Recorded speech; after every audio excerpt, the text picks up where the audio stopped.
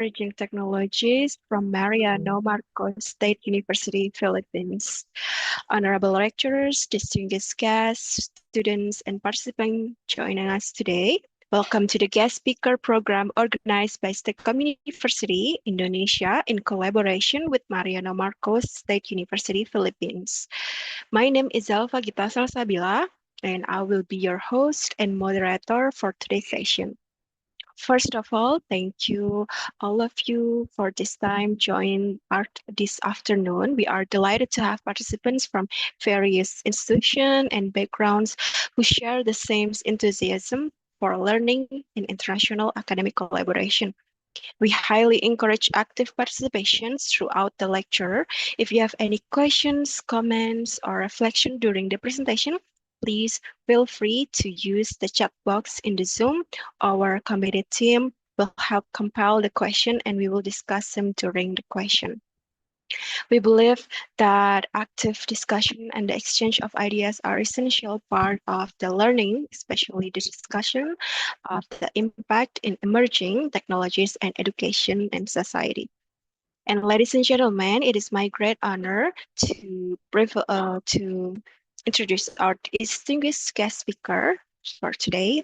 Our speaker, Mr. Christian Jeffrey, a lecturer in Science and Emerging Technologies from Mariano Marcos State University, Philippines. Today, he will deliver a lecture entitled with Redefining Education in the Age of Intelligent Technologies. Therefore, today's topic is both timely and highly recommended and relevant for educators, students, and researchers and professionals alike. Without further ado, Dr. Christian Jeffrey, the floor is yours. Thank you very much, Ma'am Zalfa. Am I coming to you loud and clear? Yes, we can clear it. Thank you very Hear much. you. Please allow me to share my presentation. Yes.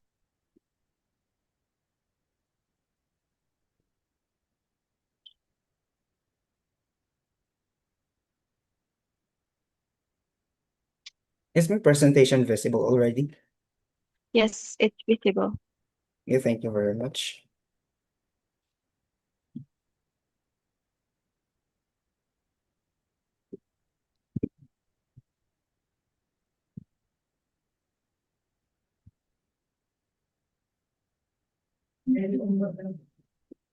Good day, everyone. I am Christian Jeffrey G. Balintec, a college instructor from Mariano Marcos State University in the Philippines. Before anything else, I would like to thank the organizers of this visiting lecture with Mariano Marcos State University, organized by the University of Science and Computer Technology in collaboration with STIE, STEKOM, and PERKIVI, PTIC, and TopLocker.com. So today we will explore a topic that is reshaping nearly every aspect of our lives. It's education in the age of intelligent technologies. Ladies and gentlemen, we are living in a time when artificial intelligence can answer questions, generate content, create presentations, analyze data, and even support learning in ways that were unimaginable just a few years ago. Now, the question is no longer whether technology will influence education, but the question is, how do we redefine education when intelligent technologies become part of our everyday learning experience? Over the next hour, I invite you to listen, to reflect, participate, and imagine what the future of education might look in your own context. Okay, now just to check if you're really with me, let's have a short warm-up activity. This is called Guess the Generative AI-Powered Assistant. You can type your answer in the chat or simply think about it. Actually, I have my two students here. They can also answer. What's interesting is that only a few years ago, most people could not name a single AI-powered assistant. Today, many of us use these tools even in a daily basis. Let's have the first one. What AI tool is this? Dear participants, feel free to share answers. Yes, I can see answers coming. Thank you very much for your responses. And that's correct. The answer is ChatGPT. The second one, the next logo. Any guesses? Very good. Or Gemini AI or Google Gemini. This is Google's AI assistant that helps users search, write, and understand information faster. Now, let's have the third one. What about this? This one may be less familiar to some participants because this platform just revised its name or just had a rebranding. CC? Yes, not familiar. CC? The answer is Dola AI, formerly CC. Okay. How many of you have heard these AI tools before today? Maybe most of us have heard about these tools already. And what's fascinating is that new AI tools are appearing almost every month. And the technology landscape,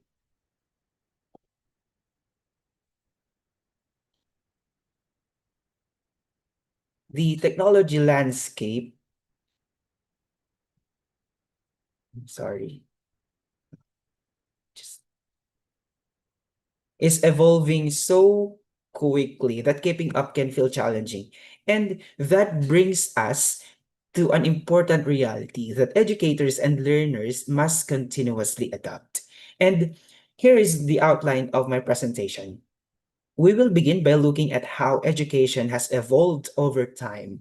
Then we will explore what intelligent technologies actually are. And after that, we will discuss how the roles of teachers and learners are changing.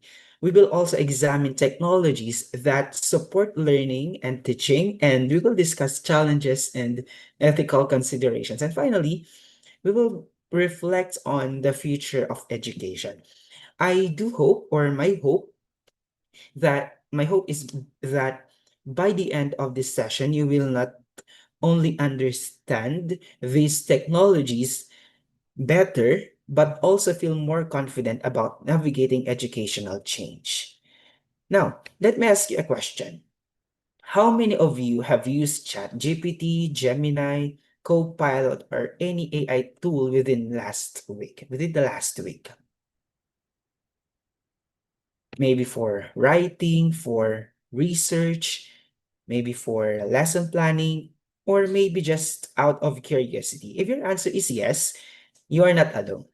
Across the world, millions of educators and students are integrating artificial intelligence into their daily routines. That is why conversations like this are important. And we have to take note that technology is advancing rapidly, and education must evolve alongside it. Now, let's talk about the evolution of education in the digital age. In traditional classrooms, knowledge primarily flowed from teacher to student. The teacher was the sole source of information, and students were just passive. Then came digital classrooms where technology supported teaching and learning. And then we had online learning. And online learning expanded access beyond physical classrooms. And many of us experienced this shift during during the height of pandemic. And today, we are entering the era of AI-enhanced learning, where intelligent systems can personalize learning experiences, provide feedback, and support instruction. And the next stage is what researchers call intelligent learning ecosystems. When we say intelligent learning ecosystems, these are the connected environments where learners, teachers, data, and even technologies interact dynamically. I encourage you to think about your own institution. Where would you place it on this field? Are you still primarily digital?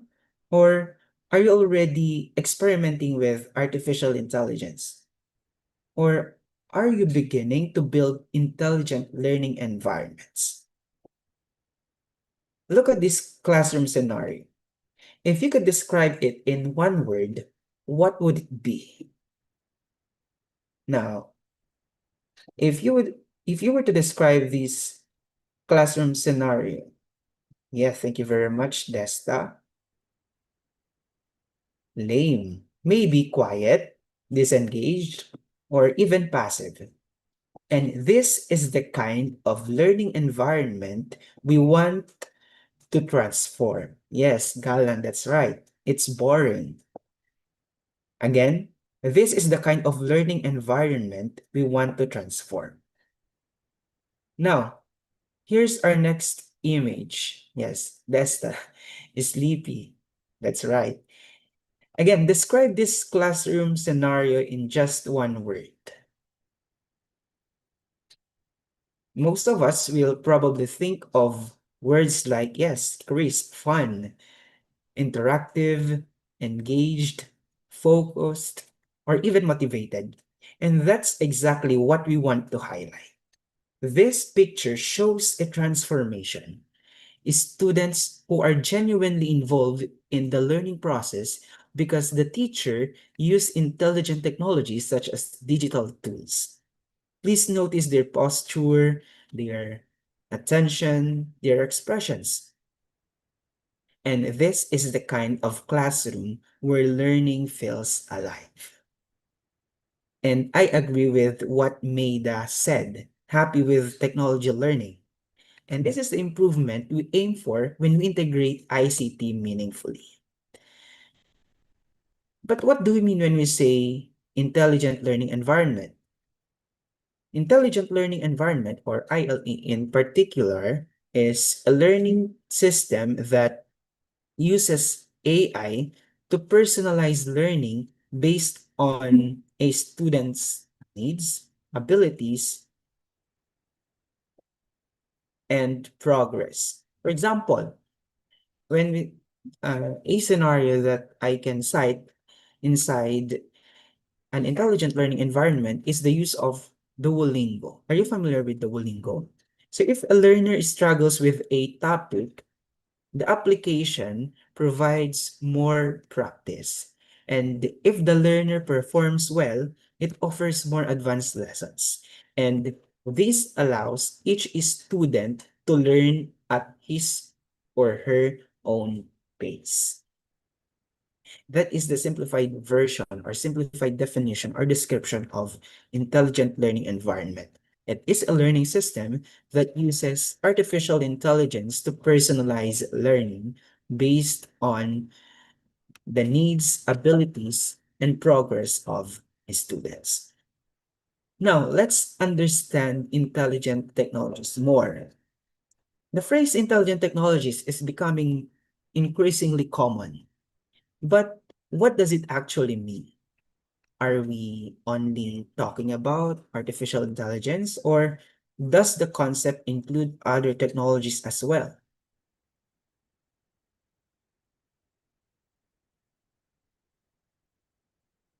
Let's explore intelligent technologies together. And yes, I can see messages coming from Galang and Jeffrey. Jeffrey said, Galang said, honestly, a lot of traditional assignments like essays or coding prompts feel kind of pointless now, especially that AI can do them in 5 seconds. That's actually true. By just simply typing your prompt in one of the generative AI tools available online, your task will be done in just a couple of seconds. According also to Jeffrey, we are paying a lot of money and putting years into getting a degree. Like if AI can instantly retrieve facts and write code, what are we actually paying to learn here? What makes a college graduate valuable? I think I will be answering this question later. Now, let's understand intelligent technologies. When we say intelligent technologies, these are systems capable of analyzing information, recognizing patterns, and assisting decision making. So when we hear the term intelligent technologies, many people immediately think of AI. Yes, AI is certainly part of the picture, but the concept is broader than that. Intelligent technologies include systems that can analyze information, identify patterns, learn from data, and even assist human decision making. Examples are we have, yes, we are very familiar with artificial intelligence, specifically generative AI, virtual reality, augmented reality, and intelligent tutoring system. And what makes these technologies different from the traditional tools is their ability to adopt, respond, and support users increasingly sophisticated ways. Instead of simply delivering information, instead of simply giving us information, they can help us create, analyze, recommend, and personalize. And that is a significant shift. Researchers describe intelligent learning environments as spaces that support learning through personalization, adaptability, accessibility, collaboration, and data-informed decision-making. As you can see on the slide, we have the characteristics of intelligent learning environments. So in simple terms, education is moving toward learning systems that are more personalized, flexible, accessible, connected, and responsive to learners' needs. And these features are increasingly becoming expected parts of the modern education and not optional extras. Have you noticed how many of these characteristics are becoming expectations rather than luxuries? And that is the direction that education is moving toward. Education is moving toward learning systems that are more personalized, flexible, accessible, connected, and responsive to learners' needs. Now, we arrive at one of the most important parts of our discussion. Whenever technology changes, roles also change. Not only the role of students, not only the role of institutions, but also the role of educators.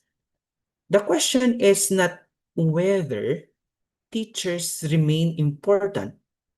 The question is how teaching evolves in response to intelligent technologies. Yes, we have teachers, but how these teachers are going to respond in the presence of intelligent technologies? Let's explore that idea.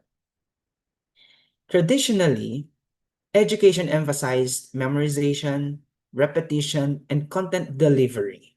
Just like what I have mentioned a while back, that in traditional classrooms, a teacher is the sole source of information, and students just remain passive. Yes, these skills still have value at the moment, nowadays.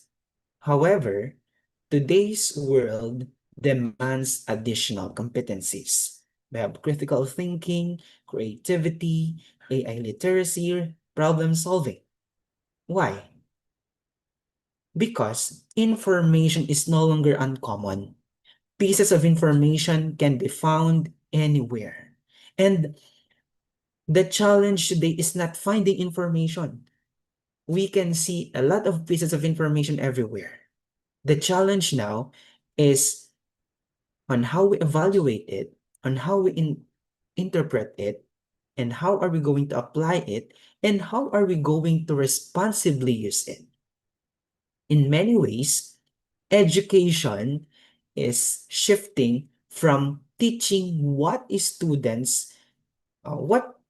teaching students what to think toward helping them learning how to think, from teaching them how teaching them what to think to teaching them how to think. These two are different from each other. What to think and how to think. And that is a profound transformation. So why do you think we need this new focus? Because these skills are what we need for the future. Now, many educators may already be familiar with TPAC framework, and TPAC reminds us that effective teaching requires the integration of three forms of knowledge. We have technological knowledge, or the knowledge about technology, the pedagogical knowledge, or the knowledge about the ways on how to teach, the content knowledge, or the knowledge about the subjects, lessons, and that what we teach. So the magic happens when these three components of TPAC overlap, and that's effective technology integration. Teachers nowadays need technological knowledge, pedagogical knowledge, content knowledge, plus AI literacy, ethical awareness, and data literacy. Now, I would like to introduce what I call TPAC Plus. Traditional TPAC remains important, but intelligent technologies require additional competencies, such as AI literacy, ethical awareness, data literacy, and the like. That is why these additional competencies matter. The future educator is not only a content expert and instructional designer. The future educator is also a critical evaluator of intelligence systems.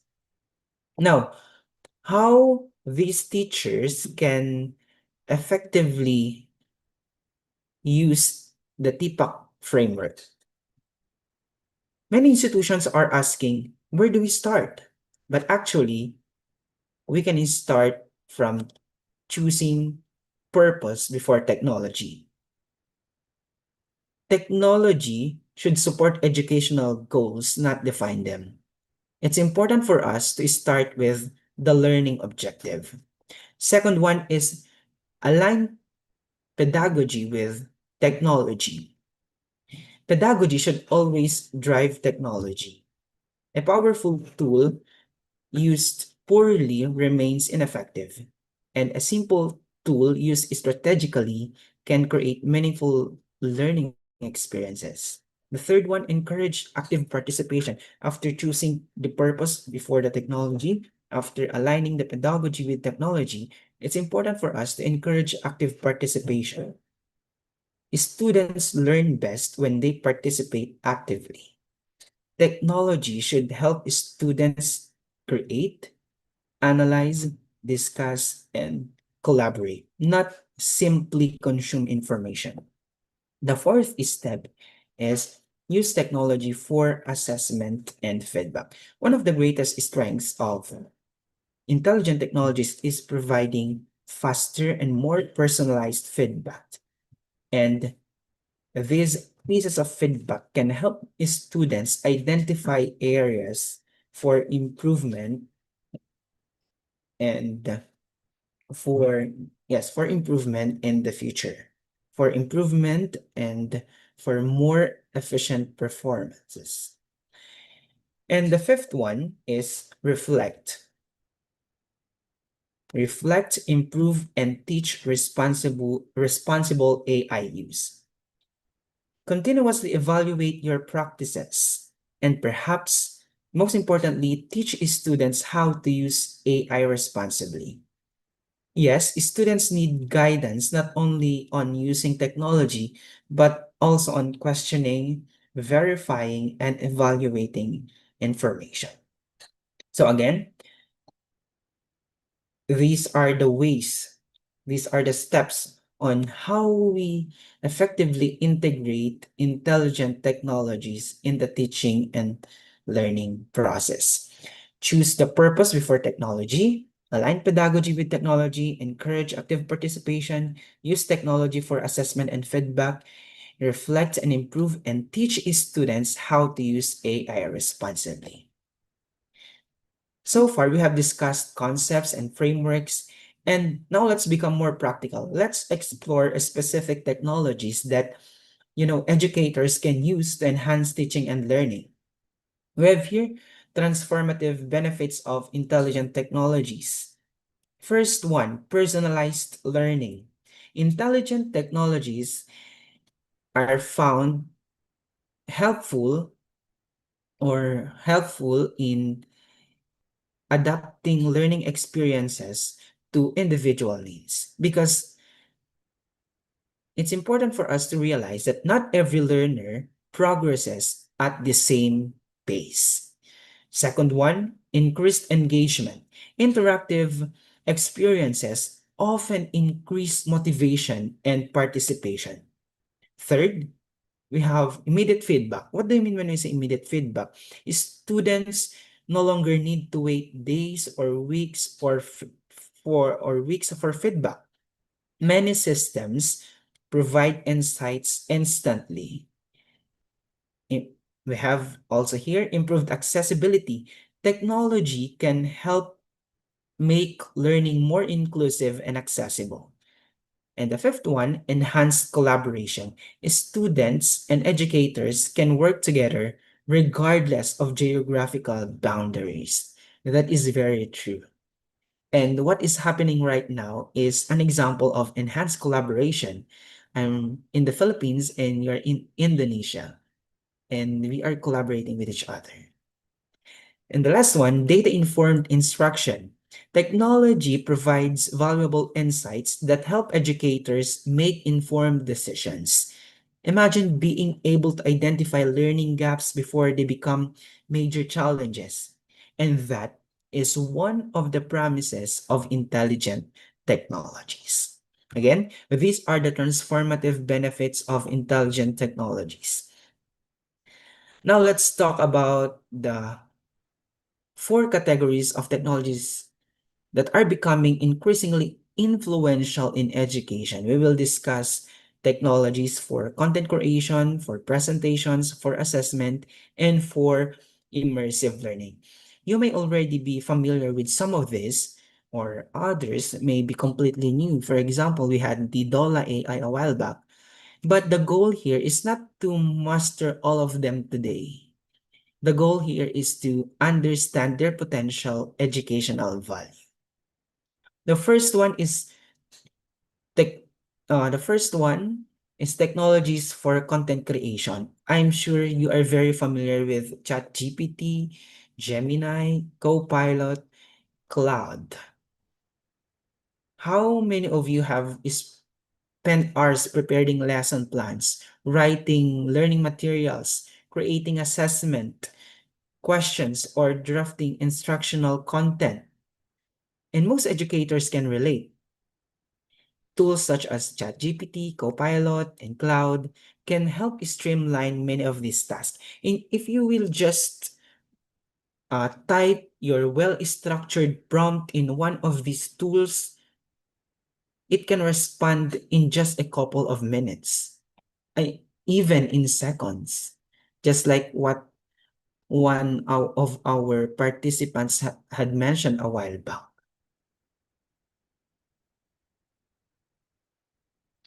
Yes, okay. And it is important to understand that these tools should support us, should support educators and learners, not replace professional judgment. Let's just consider them as intelligent assistants. Yes, they can generate ideas, they can simplify explanations, create examples, and support productivity. But we as users should remain responsible for evaluating accuracy and ensuring quality. Because most of the time, if these generative AI tools cannot provide the actual or exact pieces of information, they hallucinate. They provide fake pieces of information. That's why we have to remain responsible for evaluating accuracy and ensuring quality. For example, we want to generate lesson plan using ChatGPT. You have to make sure that you already have a well-constructed prompt, and you will just send it to ChatGPT, and in just a couple of seconds, you already have a lesson plan. But again, we have to evaluate its accuracy and quality. Next, we have technologies for presentations. We have Gamma AI, Canva AI, Beautiful AI. Have you tried using one of these tools already? Yes, Cloud Fun here. Yes, yes, I know that you are not very new to these platforms. In just a couple of clicks, we can make presentations already. For example, if you want to make a presentation about the solar system, you just make sure that we have a well-constructed prompt, and Canva AI can make presentations for us. We have Gamma AI, Canva AI, Beautiful AI. Creating engaging presentations often requires significant time and effort, but we already have these technologies for presentations. Today, tools such as we have Gamma, Canva AI, and Beautiful AI can assist us in generating presentation designs, layouts, visuals, and content suggestions. However, just as with content creation tools, effective presentations still require human creativity, context, and critical thinking. Yes, technology can accelerate the process, but meaningful communication remains a human responsibility. So that is the second category, technologies for presentation. The next category is technologies for assessment. Are you familiar with these platforms? Kahoot, Quizzes, WordWall, and Edpuzzle. Are you familiar with these platforms? Are there participants? Yes, Kahoot and Quizzes. Assessment is another area experiencing significant transformation, not only in content generation, but also assessment. Traditional assessments often require considerable time to create, administer, and evaluate, while we already have here technologies for assessment. We have Kahoot, Quizzes, Wordball, and Puzzle, and these tools can help make this process more efficient and engaging. What makes these tools powerful is that they transform assessment into an interactive learning experience. So instead of just having an assessment, or instead of assessment being something students fear, it can become something they actively enjoy. Okay. We also have Edpuzzle. There's a Kahoot. Yes, you are already familiar with Kahoot, Quizzes, Edpuzzle, and WordWall. When we say WordWall, it's a versatile platform for creating interactive activities like quizzes, matching games, and word searches to enhance learning. So allow me to show you the interface of Kahoot, even though you're very familiar with this. Okay, this is the Kahoot. It is a game-based learning platform for creating quizzes, polls, and surveys to make learning fun and interactive. And it offers competitive quizzes, and it is perfect or suitable for reviews or to get students energized. We also have quizzes. It is an engaging platform for creating quizzes, interactive games with options for self-paced or live learning. Quizzes offers a self-paced offers offers self-paced quizzes that are great when students need to practice and master concepts at their own speed. According to Maida, she said, I haven't tried any of them yet, but I am interested in exploring them. Yes, I'm encouraging you to explore these tools. They can actually transform assessment. Next, Edpuzzle, a tool for adding questions, notes, or quizzes to videos. So for example, just instead of just watching a video, once you reach a specific timestamp, a question will pop up. Okay, so it turns any video into an interactive lesson. So students are thinking while they watch. Okay, they are being assessed while they are watching. And the fourth one is the word wall. Okay,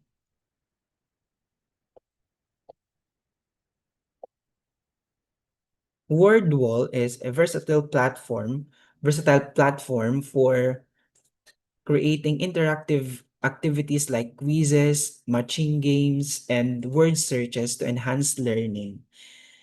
Some of you said a while back that they are not yet familiar with word wall. And as much as I want to discuss every detail, every feature of these tools, I was just given an hour to deliver my talk. We have match up the flashcards, the quiz, find the match, spin the wheel, open the box, speaking cards, complete the sentence. Maybe you can explore this later on. What's important is that now, at the moment, you're already aware about these tools. So those are the technologies for assessment. Next, we have technologies for immersive learning.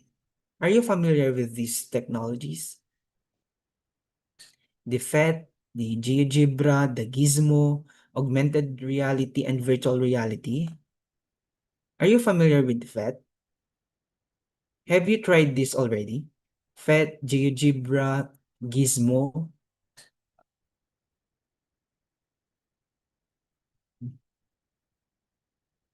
Yes, you have heard that already. Imagine we are allowing students to conduct scientific experiments virtually, or explore historical locations without leaving their room, or visualize mathematical concepts in interactive ways. We can use these platforms or these tools when we don't have sufficient materials or tools inside the classroom, or if we do not have enough resources to travel to a specific place or to visit a place, we can explore historical locations inside our classroom.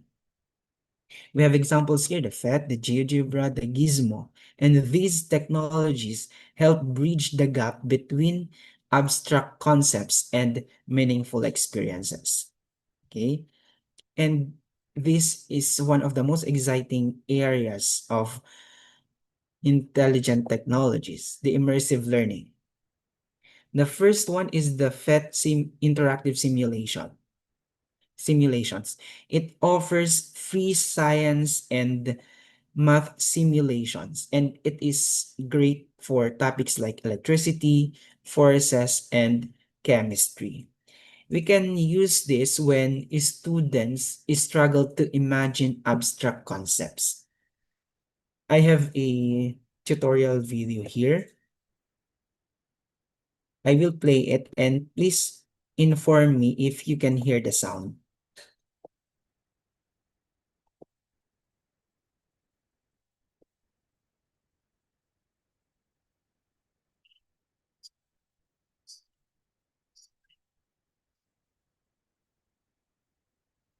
Can you hear the sound?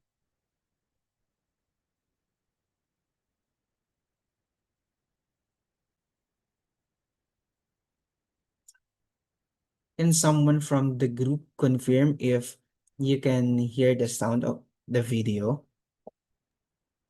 Or I'll just... Uh, we cannot hear anything right now, Ralph. Okay. Ah,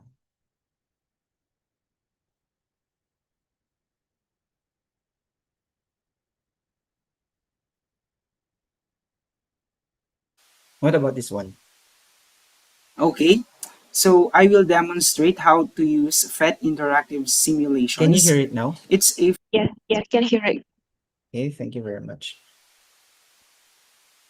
Okay, so I will demonstrate how to use PhET interactive simulations.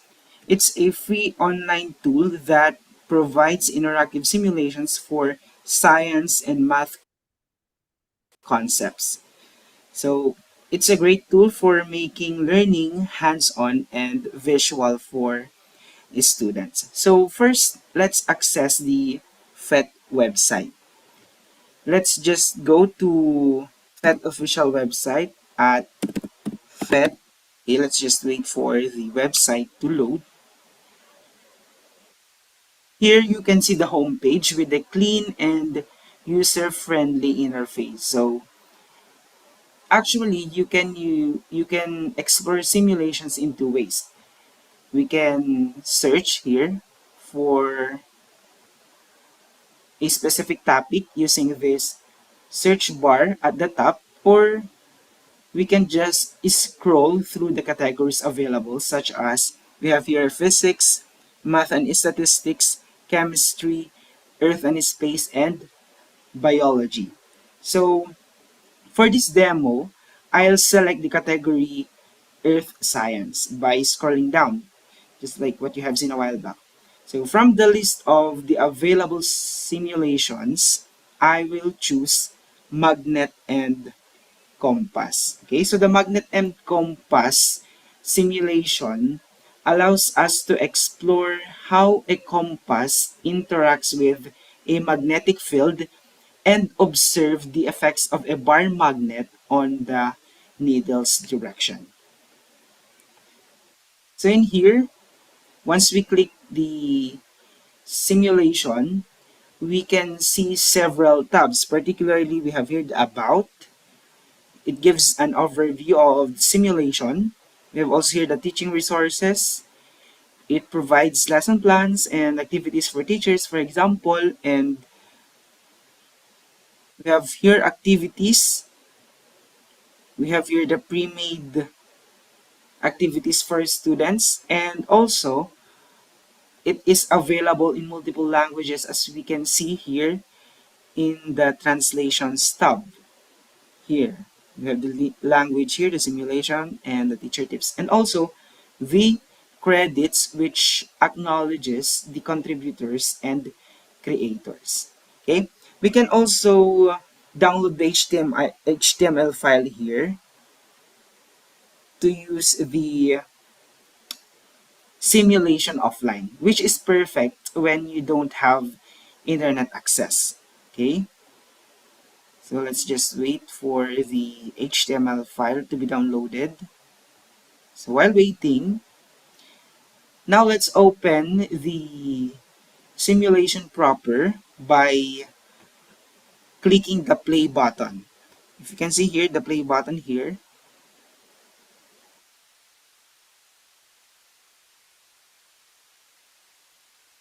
as you can see, you can see the bar magnet and the compass on the screen. So we can use the tools provided here. we can adjust the magnetic field strength using the slider, right? And we can modify the strength of the North Pole and the South Pole by just clicking the see inside here. It provides us a visual representation of how magnetic field works. Okay? And we can also click or check the Earth box or the Earth button to explore how Earth's magnetic field affects the compass needle. So let's flip the Earth. For example, as you can see, the compass needle moves. Okay, so notice how the compass needle reacts to the changes in the magnetic field as we drag the bar, for example, this one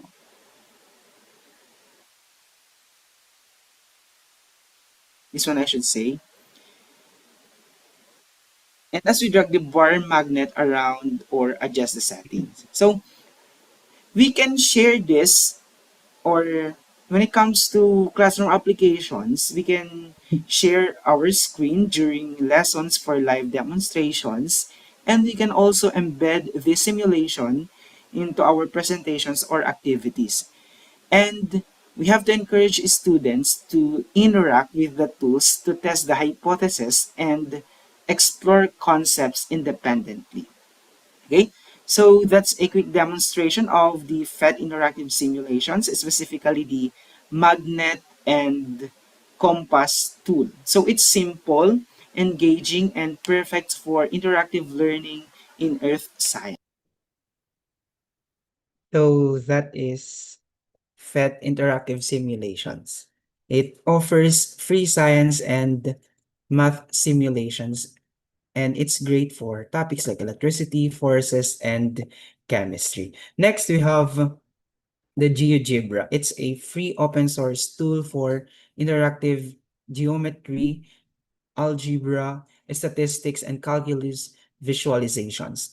It is an amazing uh, tool, and it's suitable for geometry, algebra, and calculus. Again, it is used for visualizing formulas and interactive problem solving. Allow me to share another tutorial video. Next, I will demonstrate how to use GeoGebra. So it's a free and dynamic math tool to explore the types of triangles. So GeoGebra makes geometry more interactive and helps students visualize and understand concepts easily. So first, let's go to GeoGebra website at geogebra.org.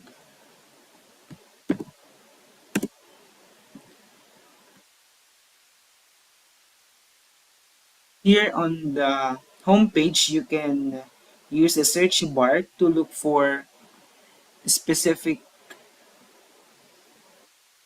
tools or activities, or click on geometry to start working with geometric figures immediately. So for today's demonstration, we'll explore triangles using geometry tool. Okay, I will click here, geometry,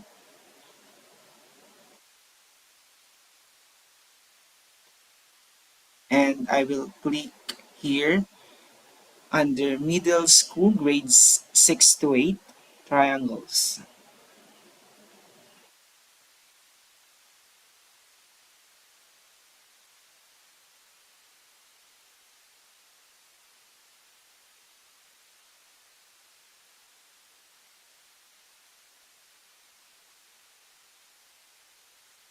The triangles in middle school activity has two phases.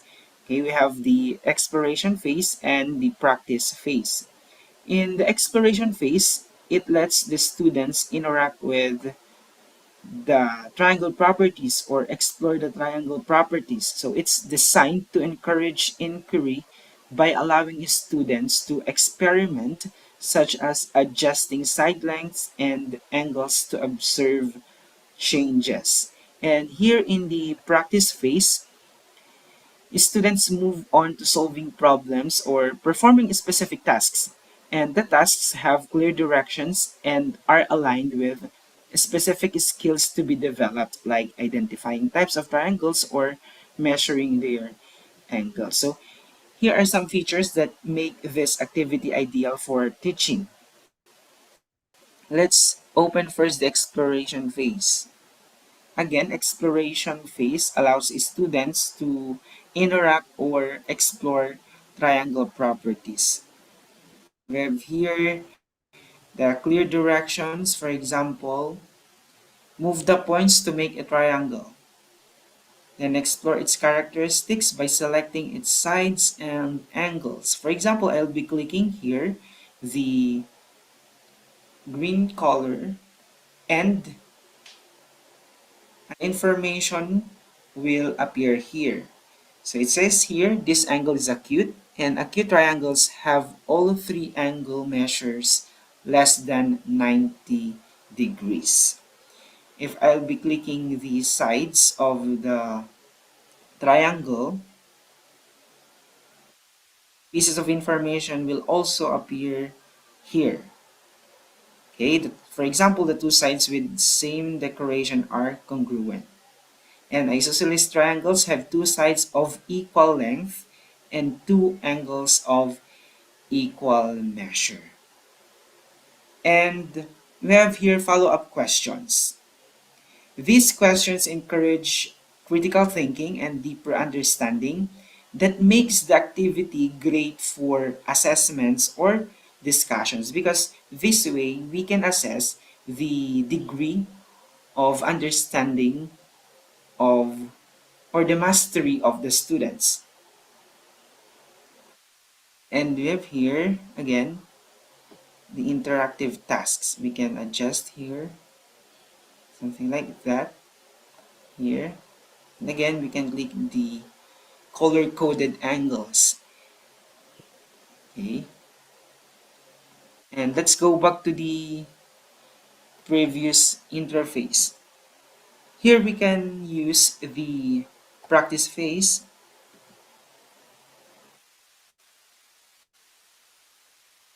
where it also gives us clear direction. For example, drag to start. Move the points to make a triangle that is scalene. So we all know that a scalene triangle has no equal sides. So let's make a triangle that has no equal sides. And let's check. It's correct. And we have a specific skill here to be developed. It states here, identify and classify triangles according to the measures of the interior angles and the lengths of the sides. Relate triangles based upon their hierarchical attributes. If you want again to solve a new problem, you can click the new problem button and make we have a new direction here. Move the points to make a triangle that is acute. Okay, acute.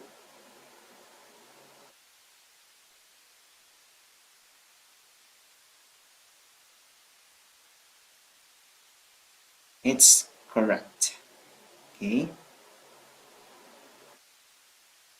And when it comes to classroom applications, we can integrate these interactive features of GeoGebra into the Google Classroom, as we can see here, or the GeoGebra Classroom.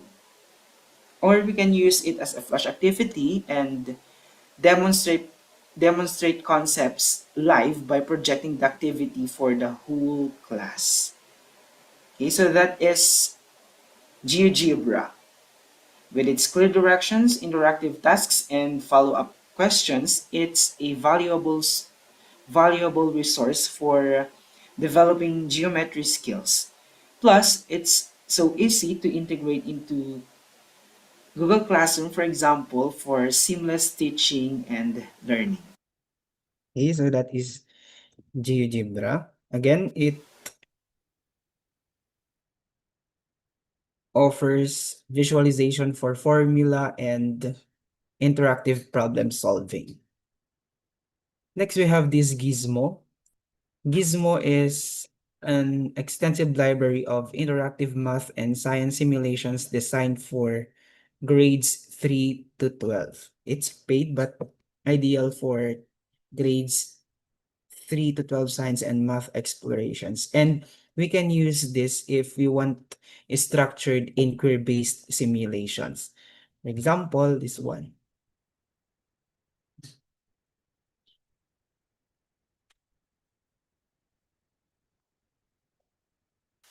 Concepts. So Our here, sample let's here, choose a particular gizmo. we have chosen plants and then the cell types. We can click an object to select a sample. For example, we will click all the samples. We can click the skin, the protists, the mouse skin, the root hair. Once we click the frog blood, we can see its microscope option, and we can adjust its magnification and such. Okay. And we have a sample here, frog blood. Again, as much as I want to discuss every feature of this platform, we are running out of time. Next, we have augmented reality and virtual reality. I know you are very familiar with augmented reality and virtual reality. The distinct difference between these two platforms is that when we say augmented reality, it adds digital elements such as images, videos, or 3D models to the real world using devices like smartphones, tablets, or AR glasses. If you're familiar with the Pokemon application, if you try to look at an object, if you scan a particular object, a piece of information will pop up. While when we say virtual reality, immerses users in a fully virtual or fully digital or virtual environment. So when we say augmented reality, combination of real objects and virtual objects, while when we say virtual reality, fully digital environment. AR or augmented reality enhances the real world because it adds digital objects, while virtual reality creates an entirely digital world. So this is an example of augmented reality, where users can explore Earth by interacting with 3D models, continents, landmarks, or other geographic features. This one.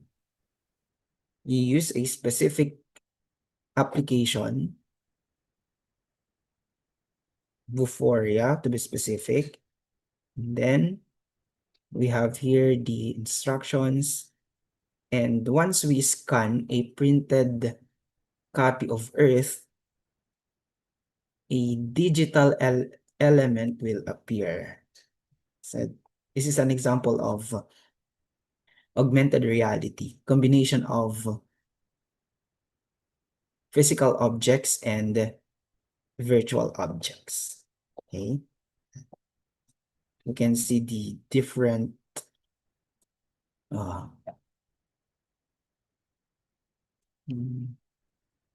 features of the Earth. Okay. So this is augmented reality. While we also have examples of virtual reality experiences, we have Google Arts and Culture, which provides virtual exhibits, Google Earth virtual reality, which allows users to explore the globe in immersive 3D, and Tilt Brush by Google that lets users create 3D artworks in a virtual space. Okay, this is the Google Arts and Culture. It provides access to virtual exhibits and it provides high resolution artworks and cultural artifacts from museums worldwide. So just imagine you can visit a historical site or a museum just inside the classroom through virtual reality. This one. Artists, museums, cultural institutions have always been inspired by technology, and tech companies have always been inspired by arts and culture. Google Arts and Culture is a platform whose first mission is to help cultural institutions to share their collection and to reach new audiences. The lab is a place for research and development. We are working on some emerging technologies and how they can be useful for art and culture online. It's the case for virtual reality, for example. It's the case also for machine learning. Machine learning enables us to find patterns in complex data that hopefully open up new pathways to explore it. Machine learning is incredibly valuable because it brings these unexpected ways to look at the content, to make it available, to connect the audience to the content, or to even help museums to organize and analyze their content. The machine learning experiments were created here at the lab by creative coders and artists. X Degrees of Separation tries to answer the question, what is the connection between any two artworks? You just asked it, what is the path between Starry Night and some 5,000-year-old clay sculpture? And it actually finds a connection which is usually surprising, interesting, and opens up this chance for discovery. Tags uses a neural network that automatically applies text labels to image pixels. It uses picture recognition to sort artworks by keywords. So you can search for something that is within a picture in a novel way. It can suggest artworks that it thinks are calm or sad. It brings a new way to browse cultural heritage. The way TSNE map works is that all the artworks are organized in this map by visual similarity alone. It's a 3D landscape where you can navigate in a world made of artworks. So it's a way to visualize artworks that look similar, to discover maybe new connection between these artworks. As an artist, I'm fascinated by the fact that something I thought impossible 1 year ago is now quite easy to do. We are just at the beginning. There will be much more to come. We see artists getting extremely excited. We are extremely excited. We'll see what happens, but it's a great moment for art and technology. Okay, so that is Google Arts and Culture. Next, we have Google Earth Virtual Reality. It's an extension of Google Earth, which allows users to explore the globe in immersive 3D. Okay, let's watch this.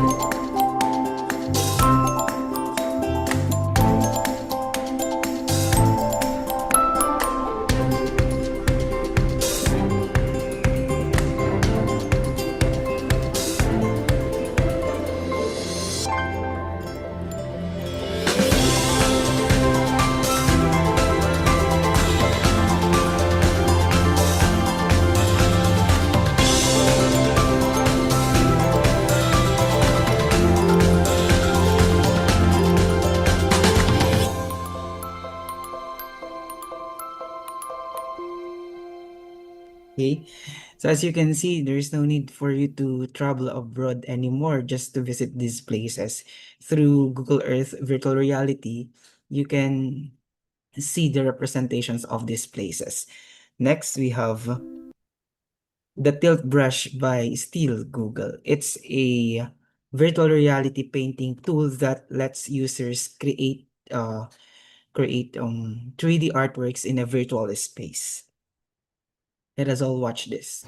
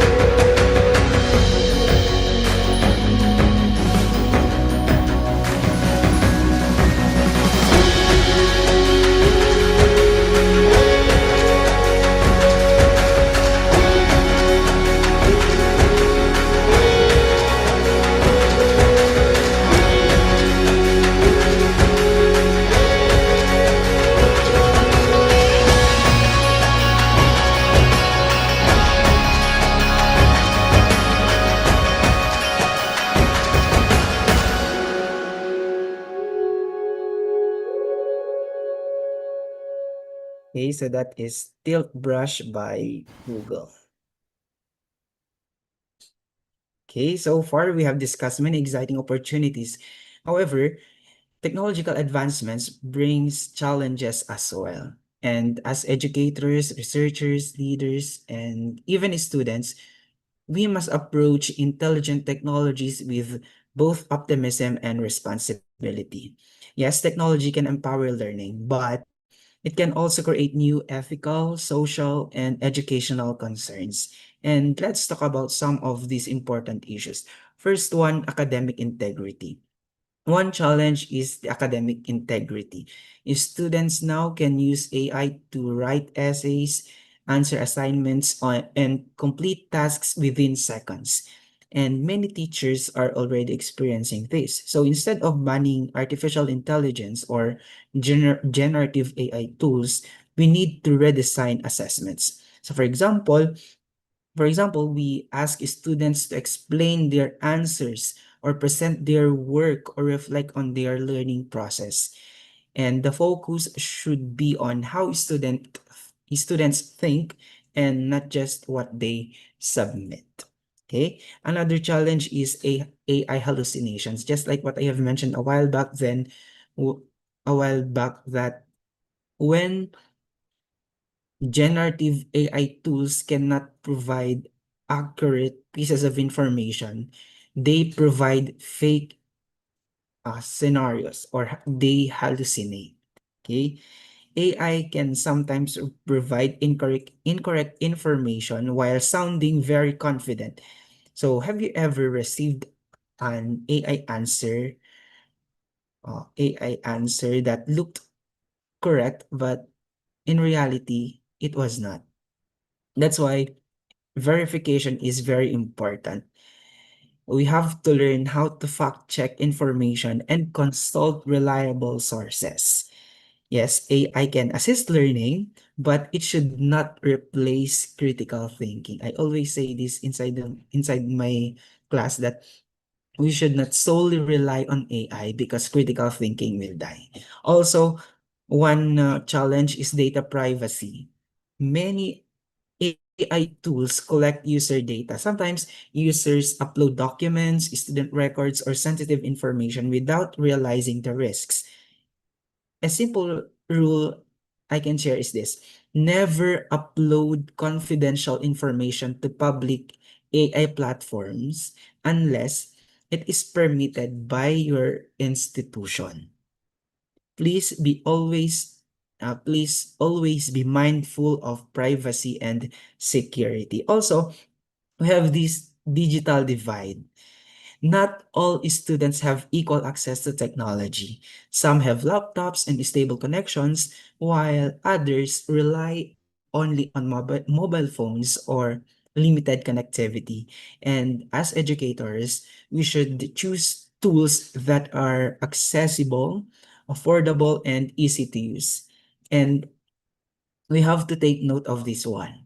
Technology should help close the gaps, not widen them. Okay. Next, we have overdependence on technology. Sometimes students rely on AI before trying to solve problems themselves. And the risk here is that they become dependent on technology. So instead of asking artificial intelligence to do everything, we have to encourage students to evaluate, improve, and question AI generated responses. So, yes, we have to remember that using AI is a skill. Composing well-crafted prompts is a skill, but thinking critically is an even more important skill. Okay? The challenge is not the AI itself, but the challenge is learning how to use it responsibly, critically, and ethically. Now, let's talk about the future of education. As we approach the conclusion of our discussion, I would like to shift our attention toward the future. The future of education is not something that will happen years from now. It is already unfolding around us. And the decisions we make today as educators, as students, policymakers will shape that future. And one question continues to dominate discussions worldwide. Will AI replace teachers? What do you think?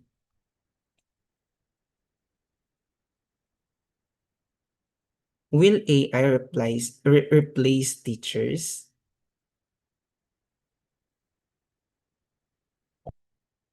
According to Muhammad Hans, it's a no.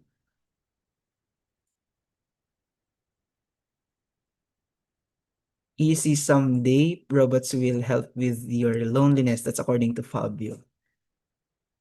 According to Maida, AI will not completely replace teachers, but teachers who effectively use AI may replace those who do not adapt to new technologies. That is exactly the answer. This is perhaps the question I am asked most often. Will AI replace teachers? The answer is simple. No. Okay? At least not in the way many people imagine. It cannot replace the human connection that lies at the heart of education. Again, just like what Maid have said,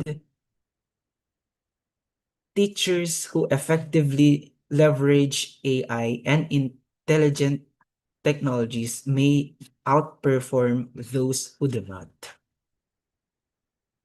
The future isn't about human beings competing against machines. It's about humans working intelligently with technology.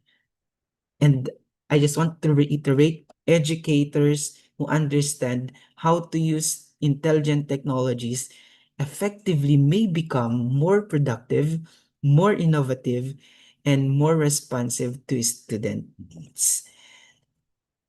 Okay, so let's briefly revisit our journey today. We discussed the evolution of education in the digital age, the intelligent technologies and their growing influence, the changing roles of teachers and learners, the technologies that support teaching and learning, the ethical and practical challenges, and of course, the future directions for education. The very message of this is simple. We have to take note that technology is transforming education, but meaningful learning remains a fundamentally human behavior. And I would like to leave you with this quote because it perfectly captures the essence of our discussion.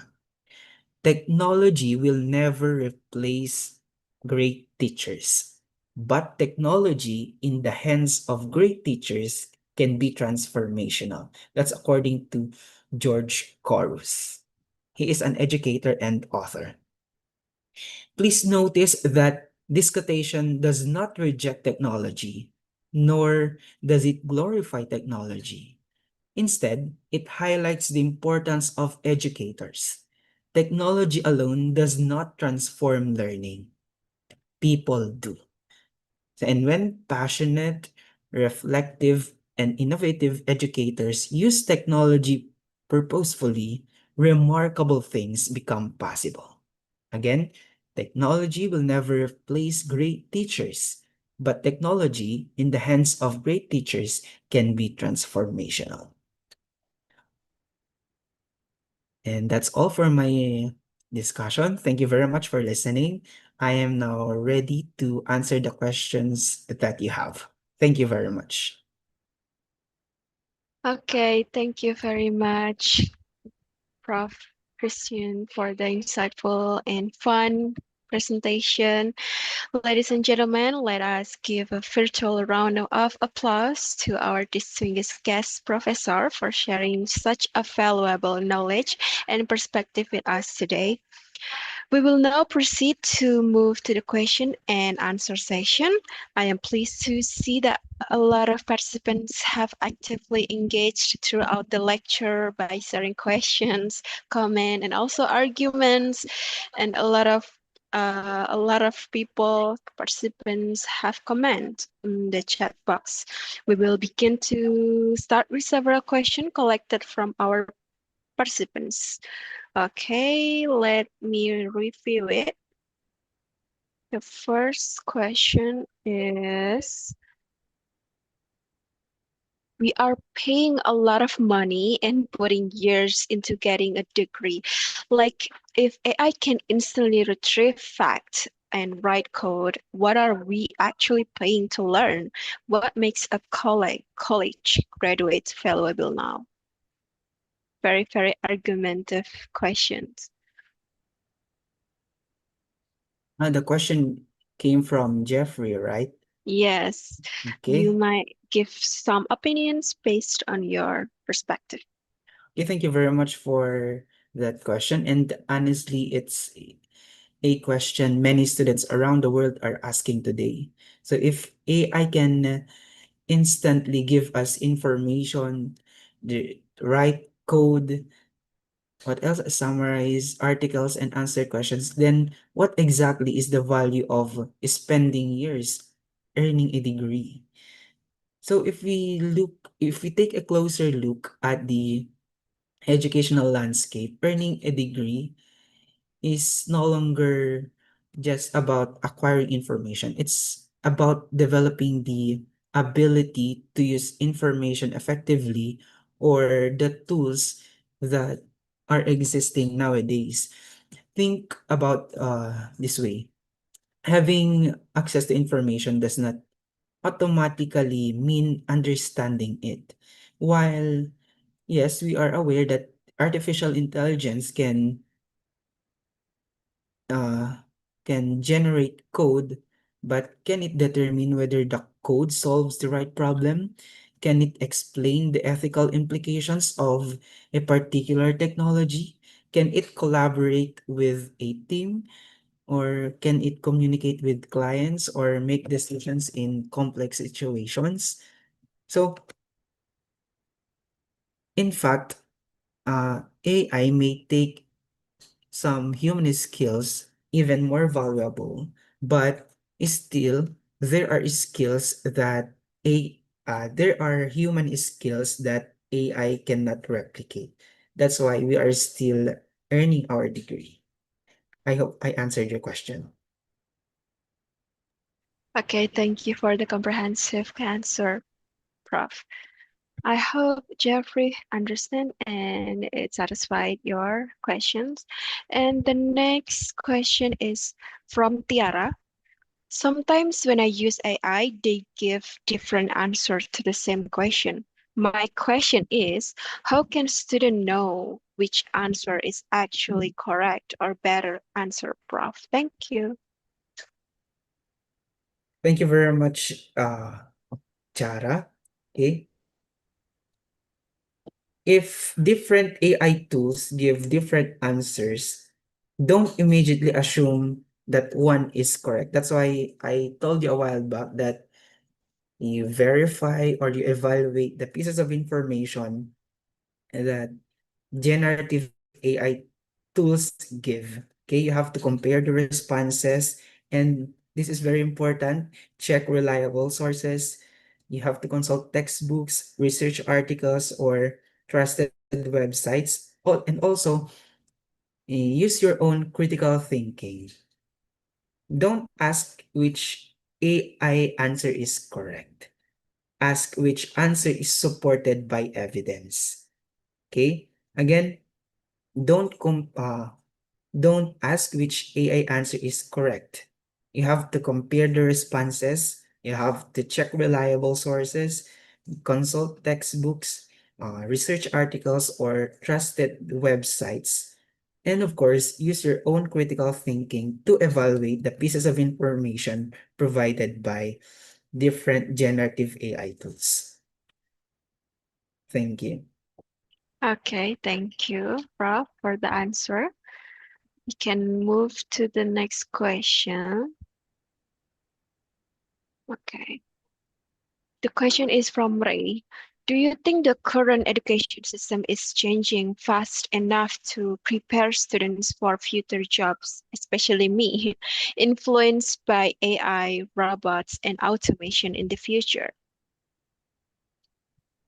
That's a very honest question and a very relevant one. I think education is changing, but in many places, not as fast as technology is changing because we have this so-called digital divide. We don't have the same access to ICT services and tools.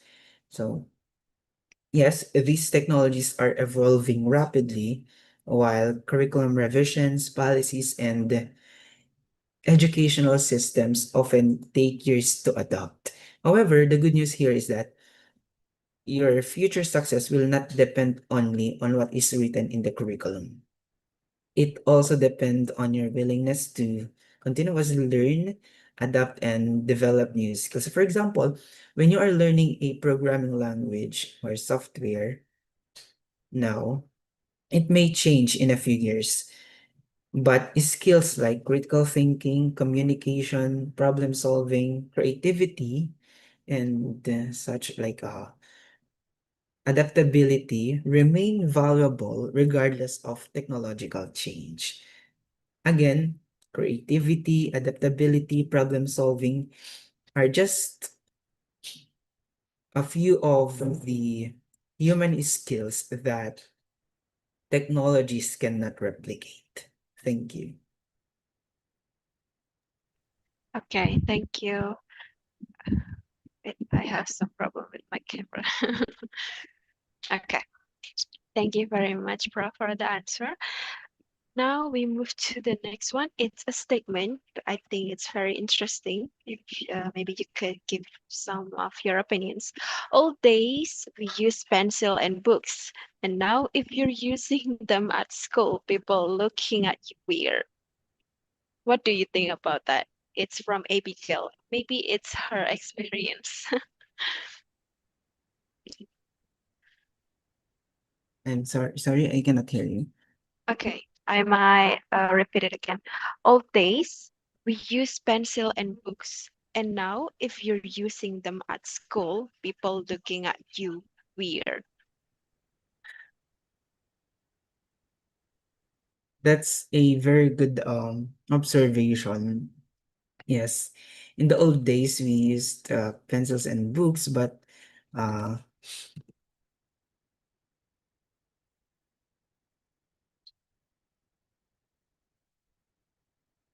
sorry, I cannot see my screen.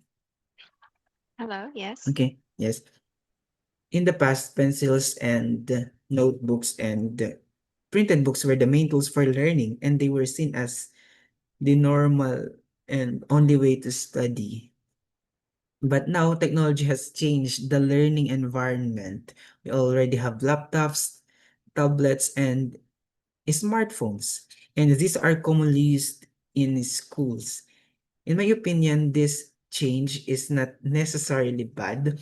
It just, it reflects how education is evolving with technology. However, it would be better if we do not completely replace traditional tools because writing by hand still has benefits like improving memory retention.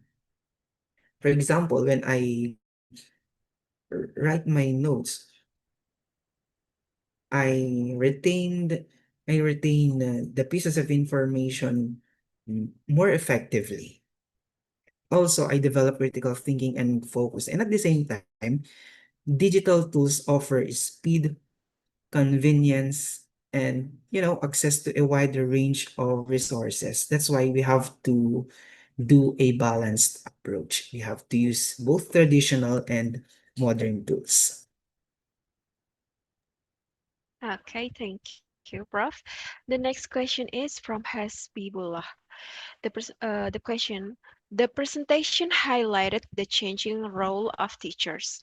In the future, do you think teachers will become more like mentors and facilitators rather than traditional lecturers? Yes, I think teachers will increasingly become more like mentors and facilitators rather than purely traditional lecturers. What do I mean by this? Teachers will guide students to learn at their own pace. The teachers will no longer be the sole source of information, but instead there will be two-way communication. Just like the concept in science, mutualism, an organism benefits from one organism and another organism benefits from another organism. That is similar to what is happening inside the classroom. A teacher, or I mean, a learner learns from the teacher, and also the teacher learns from the student or the learner. So with the rise of AI or online learning platforms and instant access to information, the teacher's role is no longer just to deliver the content. Students can already get explanations, videos, and answers anytime. So, in my opinion, the most effective teachers in the future will be those who can balance both, using technology to enhance learning while still providing the human connection, the guidance, and the wisdom that the students need. Okay, thank you for your Thank you, answer. Rita.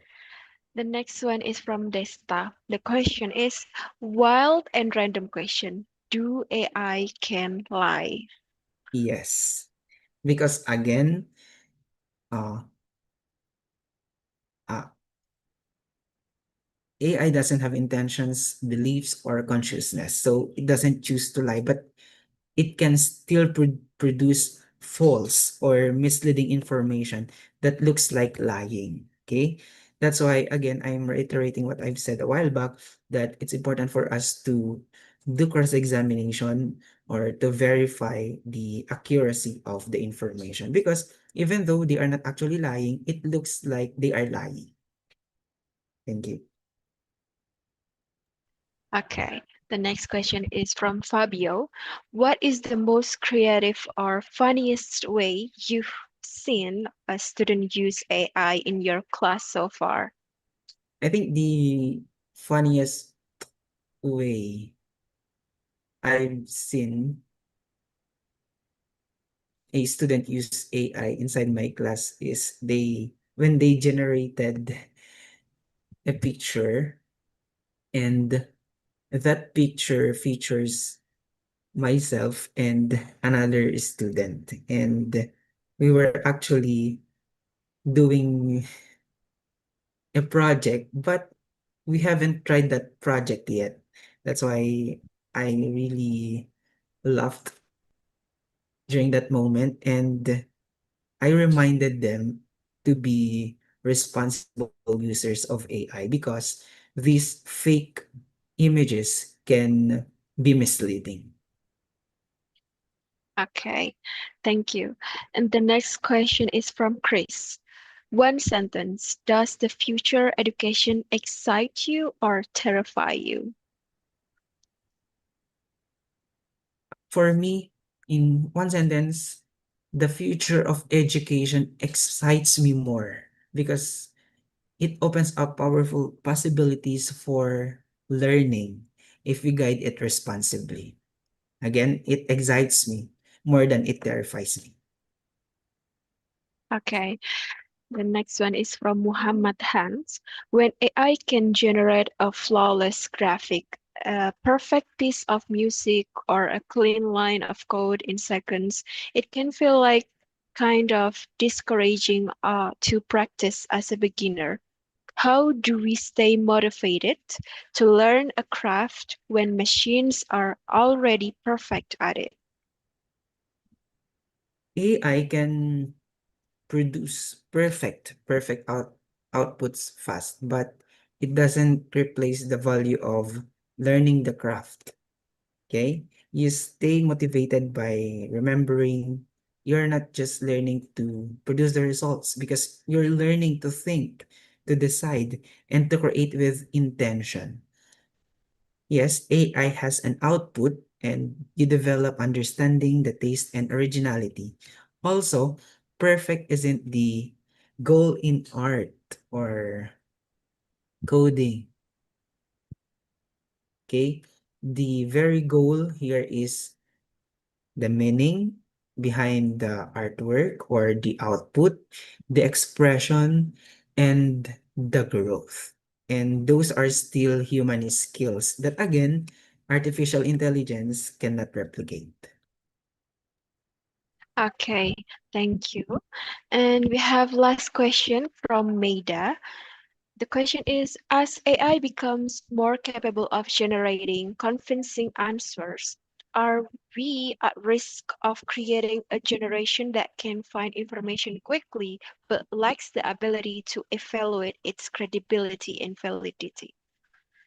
Yes, the real, yes, there is a real risk there, but it's not automatic or unavoidable. Okay, so you know, artificial intelligence makes information feel effortless. You type a question and instantly get a confident, well-written answer to your assignments or projects. But the danger is that this speed can quietly replace the habit of checking. Over time, some learners may start to assume that if something sounds clear and professional, they will interpret it as true. That's where credibility skills can weaken. So traditionally, uh, students had to gather information from books, the journals, or sources that already had some level of filtering. The concern here, or the concern then, is not losing research skills, but losing the judgment. So this can be prevented in in a way that AI can be used to train evaluation skills if teachers design tasks that require verification.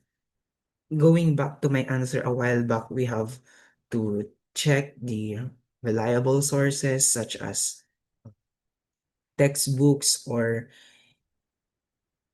uh, published research projects, and even the people who actually had first-hand experiences regarding specific information, okay, such as check.